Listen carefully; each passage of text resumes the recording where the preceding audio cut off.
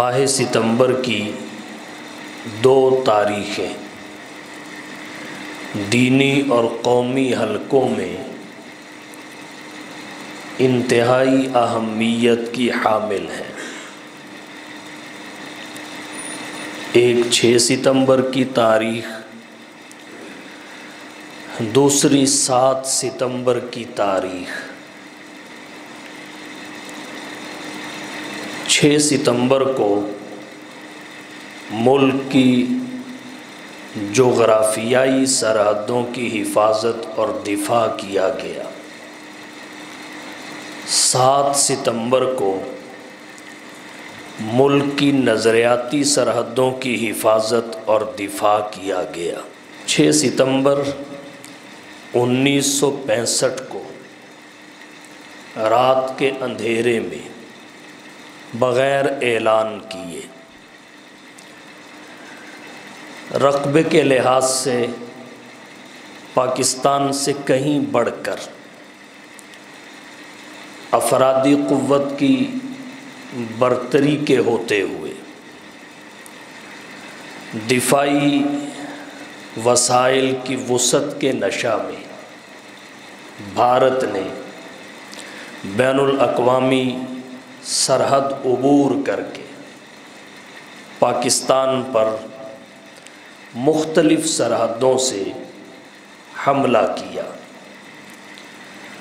لاہور اور سیالکوٹ خاص طور پر بھارت کا ٹارگٹ تھے۔ بھارتی افواج لاہور پر قبضہ کرنے کے لیے بے چین تھی۔ بھارتی فوج کے کمانڈر ان چیف نے 6 ستمبر کی شام کو لاہور کے جم خانہ میں محفل سجانے کا خواب دیکھ رکھا تھا۔ پاکستان کی بہادر فوج نے اپنی پیشہ وارانہ مہارت اور جانثاری کے جوہر دکھاتے ہوئے اور پاکستانی قوم نے قومی وحدت کا مظاہرہ کرتے ہوئے پاک فوج کے شانہ بشانہ اس کا حوصلہ بڑھاتے ہوئے اس حملے کا منہ توڑ جواب دیا۔ بھارتی افواج کو منہ کی کھانی پڑی اور ایسی شکست کا سامنا کرنا پڑا کہ دنیا بھر میں وہ شکست بھارت اور اس کی افواج کے لیے ذلت و رسوائی کا سبب بن گئی، اور اس کے برعکس پاک فوج کی پیشہ وارانہ مہارت پاکستانی قوم کے جذبہ کی دنیا بھر میں تعریف کی گئی اور پاک فوج کی حکمت عملی کی دنیا نے داد دی۔ 6 ستمبر 1965 میں بھارت نے پاکستان پر جب حملہ کیا، اس کی سوچ یہ تھی کہ ہم رات کو حملہ کر رہے ہیں، صبح سویرے لاہور کے شاہی قلعہ پر اپنا جھنڈا لہرا دیں گے۔ کہیں جم خانہ میں محفل سجانے کا خواب دیکھا گیا، جسے میجر عزیز بھٹی شہید نے چکنا چور کر دیا۔ بھارت یہ بھول چکا تھا کہ جس قوم نے ہزاروں قربانیوں کے بعد مملکت خداداد پاکستان کو حاصل کیا ہے، وہ اس کے دفاع میں کوئی غفلت نہیں برتیں گے۔ کچھ بھی ہو جائے اس کے دفاع کو مضبوط رکھیں گے اور پاکستان میں کسی بھی طرح بھارت کو داخل نہیں ہونے دیں گے۔ سیالکوٹ میں چونڈا کا محاذ، یہ بھارت کا پسندیدہ اور اہم محاذ تھا۔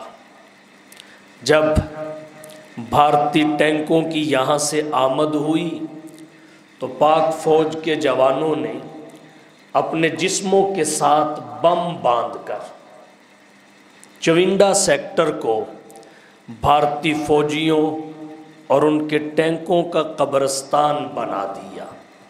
آج تک یہ معاملہ بھارتیوں کے لیے ذلت اور رسوائی کا سبب ہے، اور جیسے جیسے وقت گزرے گا اس ذلت و رسوائی میں اضافہ ہوتا رہے گا۔ صدر مملکت فیلڈ مارشل محمد ایوب خان نے اس موقع پر قوم سے خطاب کیا۔ اپنے خطاب کے دوران صدر محمد ایوب خان نے کہا، پاکستانیوں اٹھو اور لا الہ الا اللہ کا ورد کرتے ہوئے نکلو اور دشمن کو بتا دو کہ اس نے کس قوم کو للکارا ہے۔ اس اعلان کے بعد پھر کیا تھا؟ ہر طرف سے ملک میں تکبیر کے نعرے بلند ہونے لگے، پاکستان زندہ باد کی صدائیں آنے لگی۔ پاکستان کا مطلب کیا؟ لا الہ الا اللہ کی صداؤں نے آسمان کو چھونا شروع کر دیا، اور قومی وحدت کے ساتھ اہل پاکستان اپنی فوج کی پشت پہ کھڑے ہو گئے، ان کی حوصلہ افزائی کی۔ یہاں ایک بات سر دست عرض کرنا چاہوں گا، ایک ہے پاکستان کا قیام، دوسرا ہے پاکستان کا استحکام۔ پاکستان کے قیام کے وقت بھی قومی وحدت کا مظاہرہ کیا گیا۔ 6 ستمبر کو دفاع اور استحکام کے موقع پر بھی قومی وحدت کا مظاہرہ کیا گیا۔ پھر جب پاکستان کے قیام کا مرحلہ تھا اس وقت یہ نعرہ بلند ہو رہا تھا، پاکستان کا مطلب کیا؟ لا الہ الا اللہ۔ دستور ریاست کیا؟ محمد الرسول اللہ۔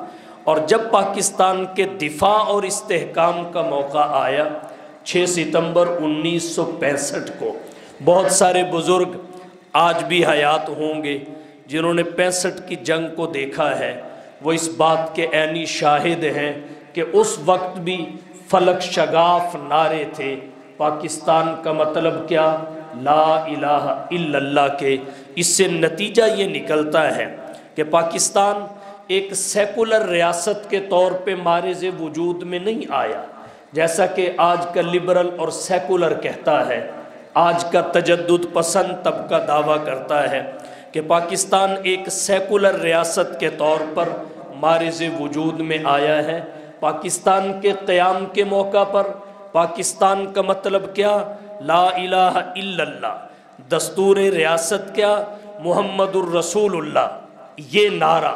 اور پھر 6 ستمبر 1965 کی جنگ کے موقع پر یہی نعرہ بلند ہو رہا تھا۔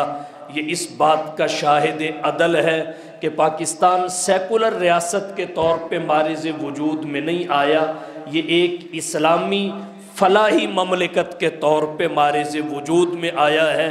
آج جو لوگ یہ دعویٰ کر رہے ہیں کہ پاکستان ایک سیکولر ریاست کے طور پر معرض وجود میں آیا ہے، وہ پاکستان کے قیام کے جواز سے بغاوت کر رہے ہیں، دو قومی نظریہ کو ٹھکرا رہے ہیں۔ وہ قائد اعظم محمد علی جناح اور مفکر اسلام ڈاکٹر علامہ محمد اقبال رحمہم اللہ کی ذوات اور شخصیات کو متنازع بنانے کی کوشش کر رہے ہیں۔ بہرحال یہ بات مسلمات میں سے ہے، پاکستان سیکولر ریاست کے طور پہ نہیں بنا، اسلامی ریاست کے طور پہ معرض وجود میں آیا ہے۔ اسلامی نظام اور قرآن و سنت کے قوانین کی عملداری کے لیے معرض وجود میں آیا ہے، اور اس کا بانی پاکستان قائد اعظم محمد علی جناح نے تحریک پاکستان کے دوران بھی اور پاکستان کے معرض وجود میں آ جانے کے بعد بھی ایک مرتبہ نہیں متعدد بار اظہار کیا ہے۔ مگر افسوس اس بات پر ہے ہمارا آج کا میڈیا، الیکٹرانک میڈیا بھی، پرنٹ میڈیا بھی قائد اعظم محمد علی جناح اور مفکر اسلام ڈاکٹر محمد اقبال رحمہم اللہ کے ان بیانات کو قوم سے چھپاتا چلا جا رہا ہے، اور قوم سے ان بیانات سے قوم کو دور رکھنے کی کوشش کرتا ہے، تاکہ یہ بات واضح نہ ہو سکے کہ پاکستان سیکولر ریاست کے طور پہ مارز وجود میں نہیں آیا۔ عرض میں نے یہ کیا، صدر محمد ایوب خان کے قوم سے خطاب کے بعد پاکستانی قوم کا جذبہ دیدنی تھا، جوش و خروش قابل فخر تھا۔ ایک طرف پاک فوج پیشہ وارانہ مہارت اور جانثاری کے جوہر دکھا رہی تھی، دوسری جانب پاکستان کے تمام طبقات پاک فوج کے شانہ بشانہ تھے، ان کی پشت پر تھے، ان کا حوصلہ بڑھا رہے تھے، جس کے نتیجہ میں ایسی کامیابی اللہ نے پاک فوج اور اہل پاکستان کو عطا فرمائی کہ آج تک ہم اس پر فخر کرتے ہیں اور ہمیشہ اس پر فخر کرتے رہیں گے۔ 6 ستمبر 1965 کی جنگ نے یہ بتایا کہ جنگیں مہلک ہتھیاروں سے نہیں جیتی جاتی۔ 6 ستمبر 1965 کی جنگ نے یہ بتایا کہ جنگیں افرادی قوت سے نہیں جیتی جاتی، دفاعی وسائل کی وسعت اور کثرت سے نہیں جیتی جاتی، جنگیں جذبات سے جیتی جاتی ہیں، جذبہ جہاد سے جیتی جاتی ہیں، شوق شہادت سے جیتی جاتی ہیں۔ پاکستان اور بھارت کا اگر مقابلہ کیا جائے رقبے کے لحاظ سے، یقیناً بھارت پاکستان سے کئی گنا بڑا ہے۔ اگر افرادی قوت کے لحاظ سے دیکھا جائے تب بھارت آگے ہے، ملکی اور دفاعی وسائل کے لحاظ سے دیکھا جائے تب بھارت آگے ہے، لیکن اس کے باوجود پاکستان نے بھارت کو شکست دی۔ دنیا نے دیکھا یہ شکست وسائل کی بنیاد پہ نہیں تھی، یہ جذبہ جہاد اور شوق شہادت کی بنیاد پہ تھی، یہ اپنے وطن سے محبت کی بنیاد پہ تھی۔ 7 ستمبر کو پاکستانی ہوا باز دشمن پر جھپٹے، ایم عالم نے 1 منٹ سے کم وقت میں بھارت کے 5 جہاز مار گرائے تھے۔ اہل ایمان، اہل اسلام اس بات کو سمجھتے تھے کہ جیسے آزاد اسلامی ریاست کا حصول ہماری دینی ذمہ داری، ایمانی تقاضا، قومی فریضہ ہے، ویسے ہی اس کا دفاع اور استحکام بھی ہمارا ایمانی تقاضا، دینی فریضہ، قومی ذمہ داری ہے۔ اس کے ساتھ ساتھ جناب نبی کریم صلی اللہ علیہ وسلم کی سنت بھی ہے۔ آپ کہیں گے کیسے؟ وہ ایسے، جناب نبی کریم صلی اللہ علیہ وسلم جب مکہ سے ہجرت فرما کر مدینہ طیبہ تشریف لائے، آپ صلی اللہ علیہ وسلم نے مدینہ طیبہ تشریف لانے کے بعد سب سے پہلے مدینہ طیبہ میں ریاست مدینہ کو قائم فرمایا، ریاستی اور حکومتی نظام اور سسٹم کو قائم کیا۔ اور وہ کیسے قائم کیا؟ آپ صلی اللہ علیہ وسلم نے مدینہ کے مختلف قبائل سے، مختلف مذاہب سے ایک معاہدہ کیا۔ سیرت کی کتابوں میں اس معاہدہ کو میثاق مدینہ کا نام دیا جاتا ہے۔ یہ ریاست مدینہ کی بنیاد تھا، اور اس ریاست میں حضور سرور عالم صلی اللہ علیہ وسلم کی حیثیت ایک حاکم کی تھی۔ جب آپ نے ریاست تشکیل دے دی، اس کا نظام اور سسٹم تشکیل دے دیا، پھر اگلا مرحلہ اس کے دفاع اور استحکام کا تھا۔ اس کے لیے بھی جناب نبی کریم صلی اللہ علیہ وسلم نے مثالی دفاعی حکمت عملی اختیار کی۔ آپ صلی اللہ علیہ وسلم نے ریاست مدینہ کے دفاع کے لیے کیا حکمت عملی اختیار کی؟ اس کے چند مظاہر اور چند نمونے آپ کی توجہ کی نظر کرتا ہوں۔ ایک تو آپ صلی اللہ علیہ وسلم نے مختلف قبائل کے درمیان، مختلف مذاہب کے درمیان دفاع کے لیے معاہدہ کیا، اور معاہدہ کر کے یہ نمونہ چھوڑا کہ ریاست کے دفاع کے لیے، ریاست کی حفاظت اور استحکام کے لیے ہمسایوں کے ساتھ اچھے تعلقات رکھنے چاہیے، لڑائی سے بچنا چاہیے، اگر خدا نخواستہ لڑائی مسلط کر دی جائے تو پھر جرت اور بہادری کے ساتھ اس کو فیس کرنا چاہیے، اور پھر دشمن کے ساتھ اس پامردی سے لڑنا چاہیے، اور اس کو ایسے زخم لگانے چاہیے کہ وہ جب تک زندہ رہے ان زخموں کی تکلیف محسوس کرتا رہے۔ یہ جناب نبی کریم صلی اللہ علیہ وسلم کے اسوہ سے، آپ کی تعلیمات سے دفاعی حکمت عملی واضح ہوتی ہے۔ اس کا دوسرا نمونہ آپ کی توجہ کی نظر کرنا چاہوں گا۔ جناب نبی کریم صلی اللہ علیہ وسلم نے حدیبیہ کے مقام پر صلح کی، اور آپ نے 10 سالہ جنگ بندی کا معاہدہ کیا۔ یہ بھی ریاست مدینہ کے دفاع اور استحکام کے لیے تھا۔ اس سے اسوہ ہمارے سامنے یہ آیا کہ ہمیشہ لڑائی کو جاری رکھنا ہی کمال نہیں ہوتا، اگر لڑائی کو روکنے میں بہتری نظر آئے اور جنگ بندی عزت کے ساتھ تکمیل کو پہنچے تو پھر اس مرحلہ سے بھی پیچھے نہیں ہٹنا چاہیے۔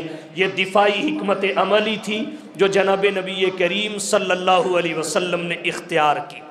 تیسرے نمبر پر آپ صلی اللہ علیہ وسلم نے ریاست مدینہ کے دفاع کے لیے یہ حکمت عملی اختیار کی کہ یہود کے جتنے غدار قبائل تھے حضور صلی اللہ علیہ وسلم نے انہیں مدینہ سے جلا وطن کر دیا، اور امت کو یہ نمونہ دیا کہ اگر سلطنت میں، ریاست میں غداران وطن رہتے ہوں تو ان کے ساتھ کوئی نرمی نہ کی جائے، حتیٰ کہ انہیں جلا وطن کرنے میں بھی کوئی تردد نہ کیا جائے۔ جناب نبی کریم صلی اللہ علیہ وسلم کی دفاعی حکمت عملی میں تلوار اٹھانا بھی ہے، تیر چلانا بھی ہے۔ معروف مورخ و محدث علامہ ابن سعد رحمہ اللہ اور دیگر مورخین کہتے ہیں جناب نبی کریم صلی اللہ علیہ وسلم نے مدینہ منورہ میں 10 سال قیام فرمایا، اور 10 سالہ قیام کے دوران تقریباً 27 جنگوں میں، جنہیں غزوات کہتے ہیں، آمینہ کے لال، محبوب رب ذوالجلال، صاحب الحسن والکمال جناب محمد مصطفیٰ صلی اللہ علیہ وسلم نے خود شرکت فرمائی۔ جن جنگوں میں آپ نے خود شرکت کی انہیں غزوات کہتے ہیں۔ وہ تقریباً 27 جنگیں ہیں۔ ان میں کچھ جنگیں وہ ہیں جو اقدامی ہیں، آپ نے خود دشمن پہ حملہ کیا، آپ بذات خود دشمن پہ حملہ آور ہوئے۔ ان میں ایک بدر کی جنگ ہے، ایک خیبر کی جنگ ہے، ایک بن المستلق کا غزوہ ہے، اور ایک فتح مکہ ہے۔ یہ وہ جنگیں ہیں جو آپ صلی اللہ علیہ وسلم نے اقدامی طور پہ لڑی ہیں، اور کچھ جنگیں وہ ہیں جو دفاعی ہیں۔ جب آپ کا دشمن مدینہ پہ حملہ آور ہونے کے لیے نکلا، آپ صلی اللہ علیہ وسلم مدینہ کے دفاع میں میدان میں آئے اور دشمن کے عزائم کو آپ نے ناکام کیا۔ ایسی جنگوں میں جنہیں دفاعی جنگیں کہا جاتا ہے، احد کی جنگ ہے، ایسی جنگوں میں جنہیں دفاعی جنگ کہا جاتا ہے، تبوک کی جنگ ہے، ایسی جنگوں میں جنہیں دفاعی جنگ کہا جاتا ہے، احزاب کی جنگ اور غزوہ ہے۔ احد کی جنگ کی تفصیل یہ ہے، جناب نبی کریم صلی اللہ علیہ وسلم نے دیکھا کہ قریش کا لشکر مدینہ طیبہ کی طرف بڑھتا چلا آ رہا ہے۔ آپ صلی اللہ علیہ وسلم نے صحابہ کرام سے مشورہ کیا دفاع مدینہ کے لیے، استحکام مدینہ کے لیے، کہ قریش کا لشکر مدینہ پر حملہ آور ہونے کے لیے بڑھتا چلا آ رہا ہے، بتائیے جنگ کیسے لڑی جائے۔ مشورہ یہ تھا کہ مدینہ طیبہ میں رہ کر شہر میں محصور ہو کے جنگ لڑی جائے، یا مدینہ سے باہر نکل کر کھلے میدان میں لشکر سے لڑائی کی جائے۔ آپ صلی اللہ علیہ وسلم کی ذاتی رائے یہ تھی مدینہ طیبہ میں شہر میں محصور ہو کر قریش کے لشکر سے لڑا جائے، لیکن صحابہ کرام کی، نوجوانوں کی اکثریت کی رائے اور رجحان یہ تھا کہ مدینہ سے باہر نکل کر کھلے میدان میں قریش کے لشکر کا سامنا کیا جائے۔ آپ صلی اللہ علیہ وسلم نے رائے کی اکثریت کو ترجیح دی اور آپ مدینہ سے باہر آ گئے، زیادہ دور نہیں گئے، 3 میل کے فاصلہ پر احد کے میدان میں آپ نے قریش کے لشکر سے لڑائی کی۔ آپ صلی اللہ علیہ وسلم کی سیرت سے یہ تعلیم بھی ہمیں ملی کہ دفاع وطن کے لیے لڑائی میں، جنگ میں رائے عامہ کا خیال رکھنا بہت ضروری ہے، مشاورت اور اپنے ساتھیوں کو اعتماد میں لینا بہت ضروری ہے۔ اور دوسری جنگ احزاب کی جنگ تھی، غزوہ احزاب۔ جناب نبی کریم صلی اللہ علیہ وسلم کے علم میں آیا کہ قریش اور ان کے اتحادی قبائل ایک لشکر کی شکل میں مدینہ طیبہ پر حملہ آور ہونا چاہتے ہیں۔ حضور صلی اللہ علیہ وسلم نے صحابہ سے مشورہ کیا، مشاورت کے بعد حکم دیا کہ شہر کے ارد گرد گہری خندقیں کھودی جائیں۔ چنانچہ گہری خندق کھودی گئی، جس کی وجہ سے دشمن قبائل نے، دشمن کے لشکر نے 1 مہینے تک محاصرہ جاری رکھا، اور 1 مہینے کے ناکام محاصرے کے بعد لشکر واپس پلٹ گیا، مدینہ طیبہ میں داخل نہیں ہو سکا، اس لیے کہ گہری خندق کھود دی گئی تھی۔ یہ مدینہ کے دفاع کی جنگ تھی۔ مسلسل خبریں آ رہی تھیں کہ روم مدینہ طیبہ پر یلغار کرنے والا ہے۔ حضور صلی اللہ علیہ وسلم نے ایک کثیر لشکر تیار کیا اور آپ مدینہ طیبہ سے نکلے رومیوں سے لڑائی کے لیے۔ آپ صلی اللہ علیہ وسلم روم کے صوبہ شام میں پہنچے، اور وہاں ایک مقام ہے سرحد پر جسے تبوک کہتے ہیں، وہاں جا کے آپ نے قیام کیا۔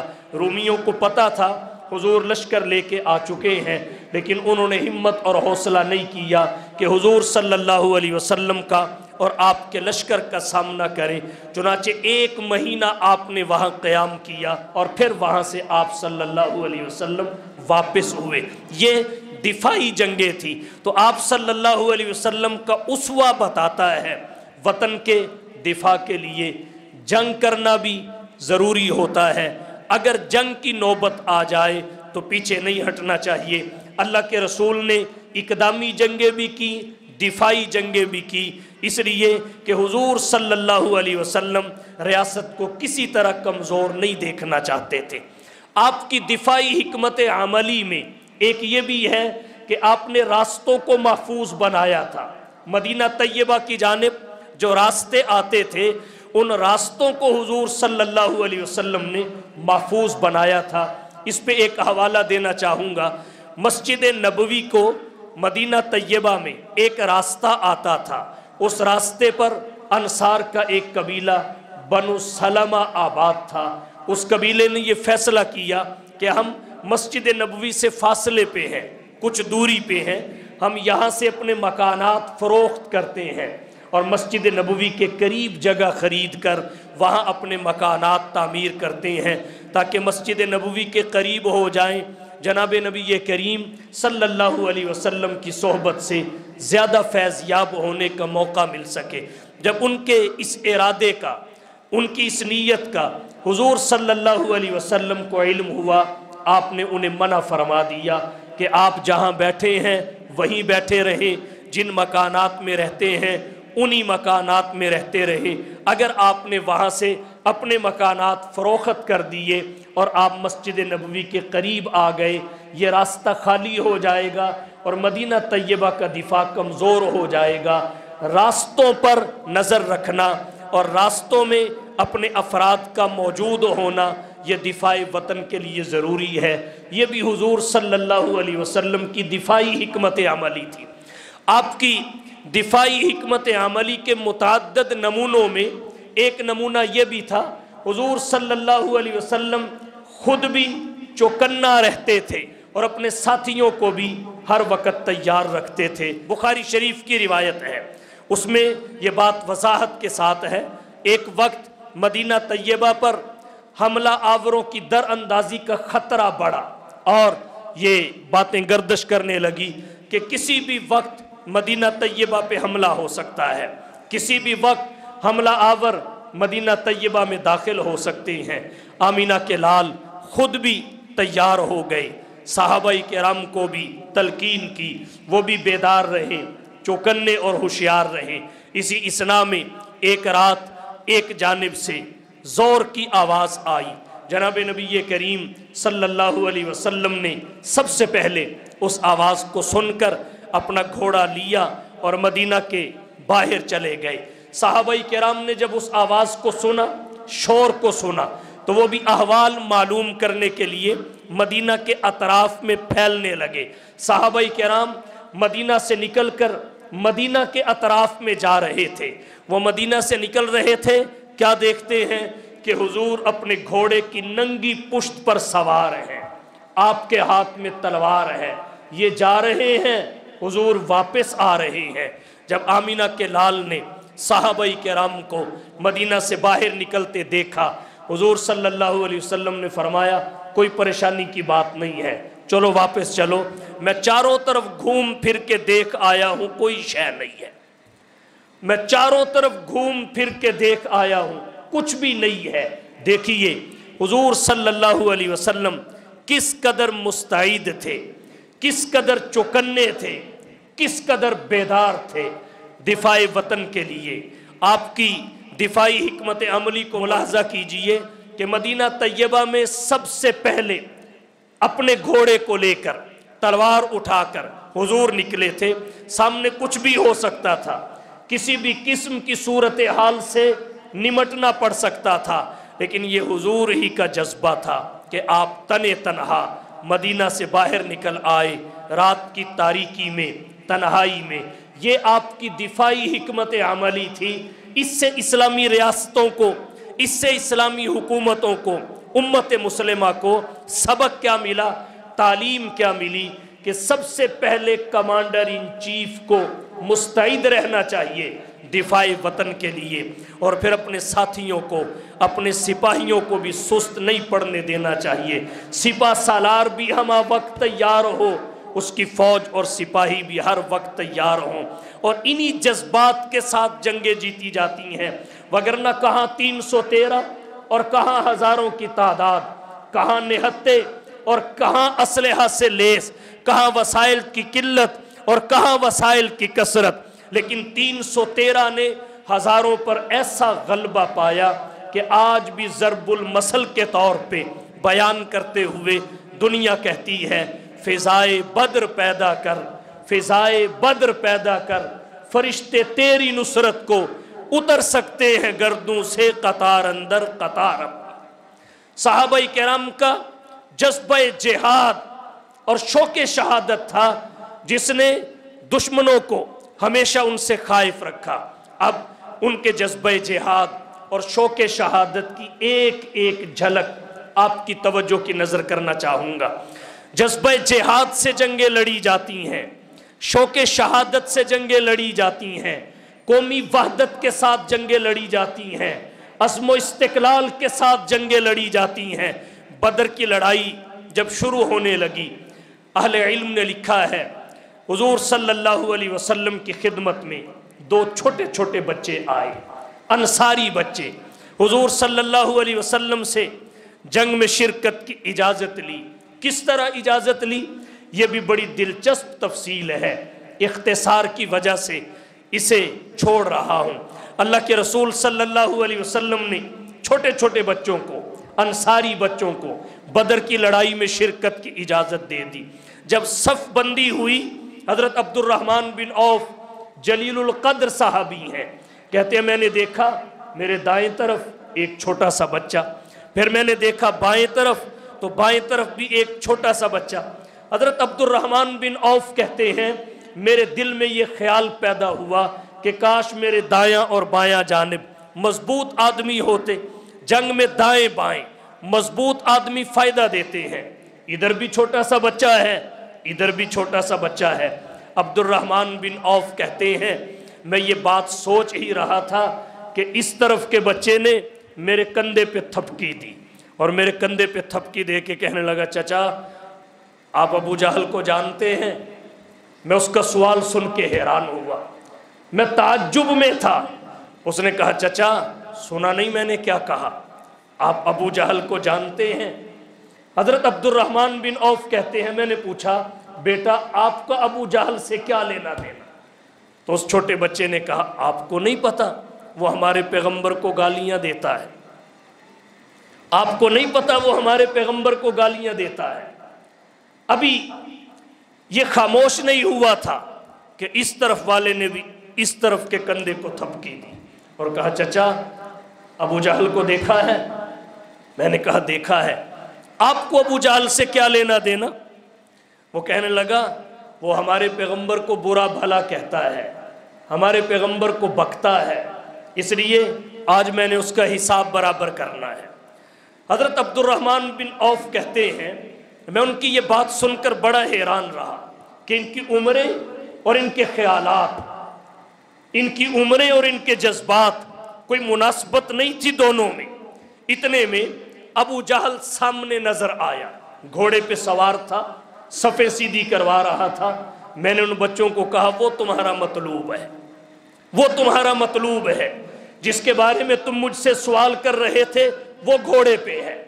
یہ دونوں بچے سنتے ہی اس تیزی کے ساتھ دوڑے، لپکے، جس طرح شاہین شکار کی طرف لپکتا ہے۔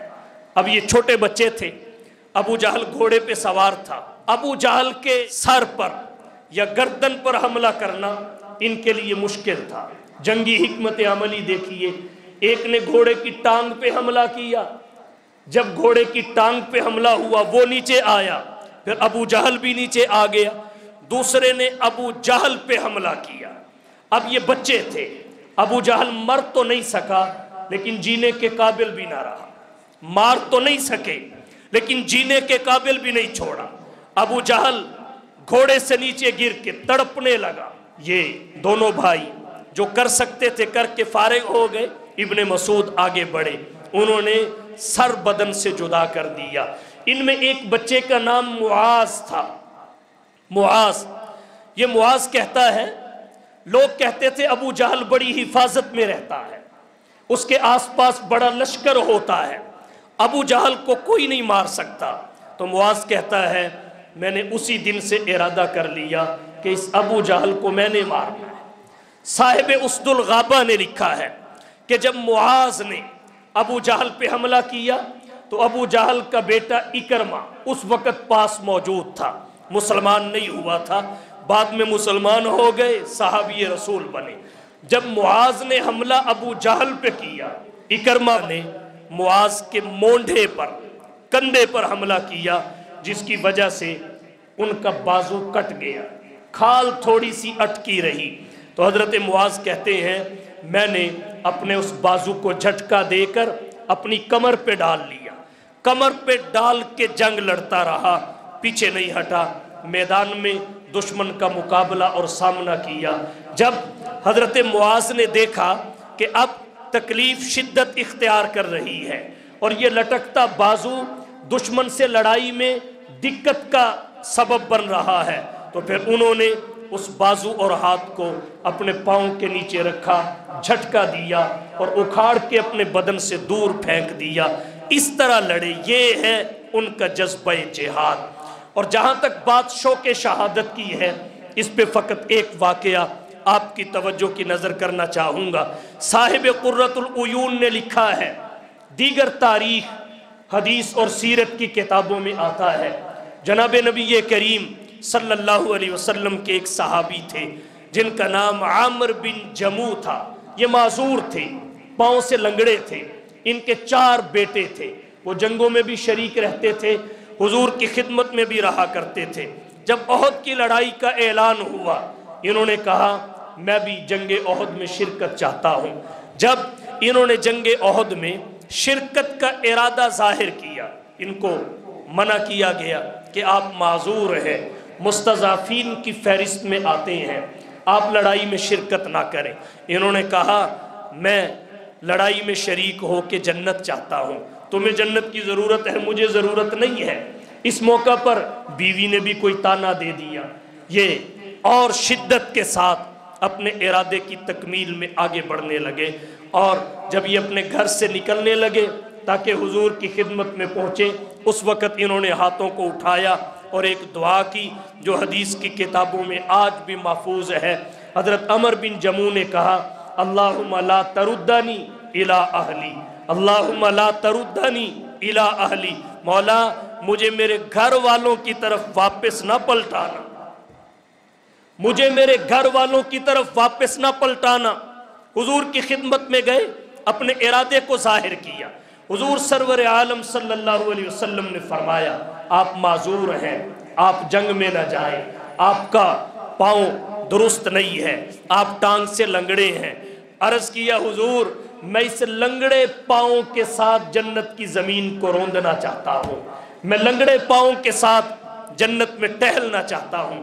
حضور نے اجازت دے دی، جنگ میں چلے گئے۔ حضرت ابو طلحہ کہتے ہیں میں نے عامر بن جموح کو دشمن کے سامنے اکڑ کر چلتے دیکھا، خود بھی شہید ہوئے، ان کے ساتھ ان کا ایک بیٹا بھی شہید ہو گیا۔ ان کی اہلیہ ان کی میتوں کو لینے کے لیے پہنچی، اونٹ پہ باپ اور بیٹے دونوں کو لادا، اونٹ کو کھڑا کیا۔ پہلے تو اونٹ کھڑا نہیں ہوتا تھا، جب اس کو کھڑا کر دیا مدینے کی طرف اس کا رخ موڑا، وہ مدینے کی طرف چلتا نہیں تھا، پھر اپنے منہ کو پھیر لیتا تھا۔ بڑی کوشش کی گئی لیکن اونٹ نے قدم نہیں اٹھایا۔ حضور سرور عالم صلی اللہ علیہ وسلم نے پوچھا بتائیے عامر نے گھر سے نکلتے وقت کوئی دعا تو نہیں کی تھی؟ اہلیہ نے کہا دعا تو کی تھی۔ حضور نے پوچھا کیا دعا کی تھی؟ انہوں نے کہا انہوں نے ہاتھ اٹھا کے کہا تھا اللہم لا تردنی الی اہلی، اللہم لا تردنی الی اہلی، اللہم لا تردنی الی اہلی۔ مولا کچھ بھی ہو جائے میں شہادت کا جام پینا چاہتا ہوں، میں اپنی جان بچا کے گھر واپس نہیں پلٹنا چاہتا، مجھے جام شہادت عطا کرنا، مجھے میرے گھر والوں کی طرف نہ پلٹانا، مجھے گھر زندہ نہ لوٹانا۔ یہ غازی یہ تیرے پراسرار بندے، یہ غازی یہ تیرے پراسرار بندے، جنہیں تو نے بخشا ہے ذوق خدائی۔ دو نیم ان کی ٹھوکر سے صحرا و دریا، سمٹ کر پہاڑ ان کی ہیبت سے رائی۔ دو عالم سے بیگانہ کرتی ہے دل کو، عجب چیز ہے لذت آشنائی۔